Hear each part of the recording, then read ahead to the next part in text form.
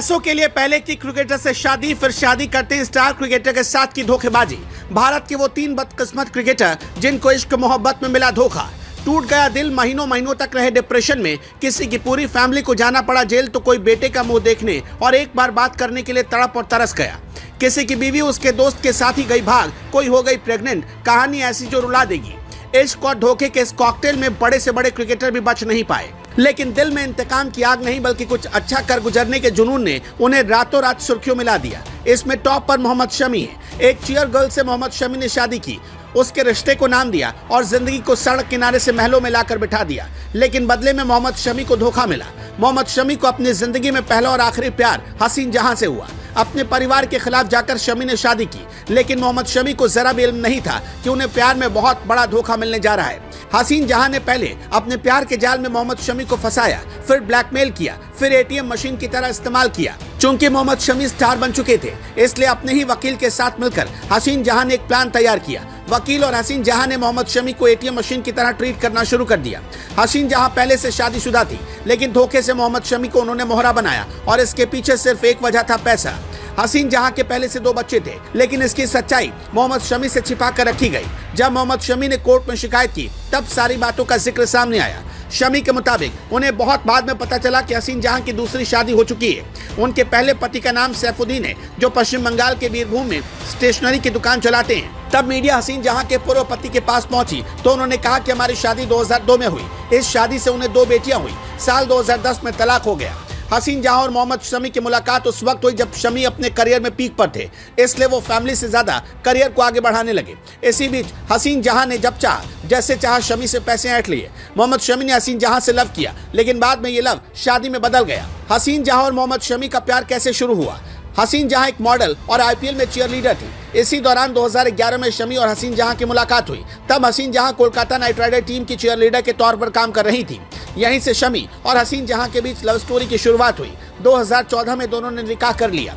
हालांकि मोहम्मद शमी के परिवार के लोग हसीन जहां से शादी के खिलाफ थे। यहां से हसीन जहां ने मॉडलिंग और प्रोफेशनल लाइफ छोड़ दी। फिर 2018 में दोनों के बीच किसी बात को लेकर कड़वाहट देखने को मिली और अचानक हसीन जहां ने मारपीट, घरेलू हिंसा, प्रताड़ना और मैच फिक्सिंग समेत कई गंभीर आरोप लगाए। इसी के बाद दोनों अलग अलग रहने लगे और कोर्ट में केस चलने लगा।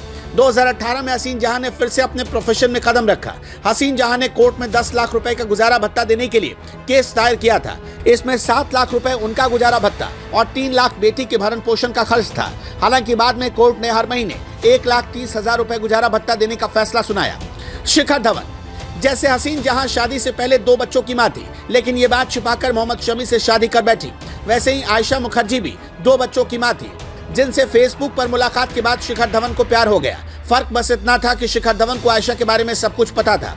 आयशा से भले ही शिखर धवन ने प्यार किया, लेकिन आयशा ने शिखर धवन से सिर्फ इसलिए शादी की क्योंकि वो उनसे पैसे ऐंठ सके और अपने ऑस्ट्रेलिया वाले पति को दे सके। शिखर धवन समझ ही नहीं पाए कि वो एक बहुत बड़े ट्रैप में फंस चुके हैं। साल 2010 में शिखर धवन की लव स्टोरी की शुरुआत हुई, यानी करीब करीब वही वक्त जब मोहम्मद शमी भी प्यार में पड़े थे। शिखर और आयशा की लव स्टोरी फेसबुक से शुरू हुई। शिखर ने पूर्व क्रिकेटर हरभजन सिंह की फ्रेंड लिस्ट में आयशा को देखा। आयशा एक बॉक्सर थी और शिखर को उनकी तस्वीरें खूब पसंद आई। इसके बाद उन्होंने आयशा को फ्रेंड रिक्वेस्ट भेज दी। आयशा ने ये रिक्वेस्ट एक्सेप्ट की और बस आधे घंटे के अंदर दोनों की चैटिंग शुरू हो गई। शिखर और आयशा की जब चैट शुरू हुई, उससे काफी पहले आयशा अपने पहले पति से तलाक ले चुकी थी। आयशा की 2 बेटियां भी थी। आयशा उम्र में शिखर धवन से 10 साल बड़ी थी, लेकिन इन सब के बावजूद आयशा की तस्वीरों और बातों ने शिखर धवन को बोल्ड कर दिया। फेसबुक पर चैटिंग का ये सिलसिला चलता रहा और फिर एक दिन दोनों की मुलाकात हो गई। अपनी पहली डेट में ये कपल एक दूसरे को इम्प्रेस करने में कामयाब रहे और दिल दे बैठे। लंबे वक्त तक डेटिंग करने के बाद साल 2012 में दोनों ने सिख रीति रिवाज से शादी कर ली। दिनेश कार्तिक की लव स्टोरी की शुरुआत साल 2007 से होती है। दिनेश रणजी ट्रॉफी में तमिलनाडु टीम की कप्तानी कर रहे थे।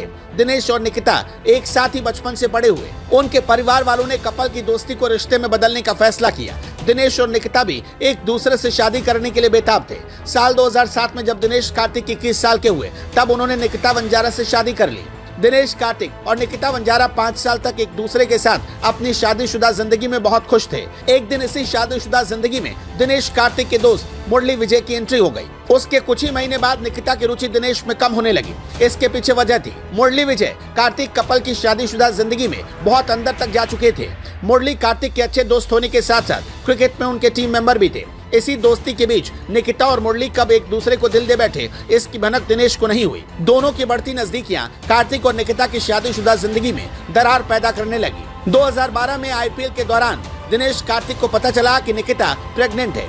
दिनेश तब हैरान हो गए क्योंकि ये बच्चा उनका नहीं था। उन्हें तभी मुरली विजय और निकिता की लव स्टोरी के बारे में पता चला। रिपोर्ट के मुताबिक कर्नाटक के खिलाफ हुए महत्वपूर्ण विजय हजारे ट्रॉफी के दौरान दिनेश को अपनी पत्नी निकिता का मुरली के साथ अफेयर के बारे में पता चला। इसके बाद वो टूट गए और करीब 6 साल तक डिप्रेशन के अंधेरे में गुम रहे। निकिता वंजारा से तलाक के बाद दिनेश कार्तिक की जिंदगी में एक बार फिर से प्यार की एंट्री हो गई। उन्हें इंडिया की स्क्वैश क्वीन दीपिका पल्लिकल से प्यार हो गया और इसके बाद उन्होंने दीपिका के साथ रिश्ते को आजमाने का फैसला किया। उसके बाद फिर से कार्तिक की जिंदगी पटरी पर लौटी और अब दोनों कपल खुशहाल जिंदगी बिता रहे हैं। वैसे क्रिकेटर के साथ हुए लव और धोखे की कहानी में किसकी कहानी सबसे ज्यादा आपको तकलीफ पहुंचाती है, हमें जरूर बताइएगा।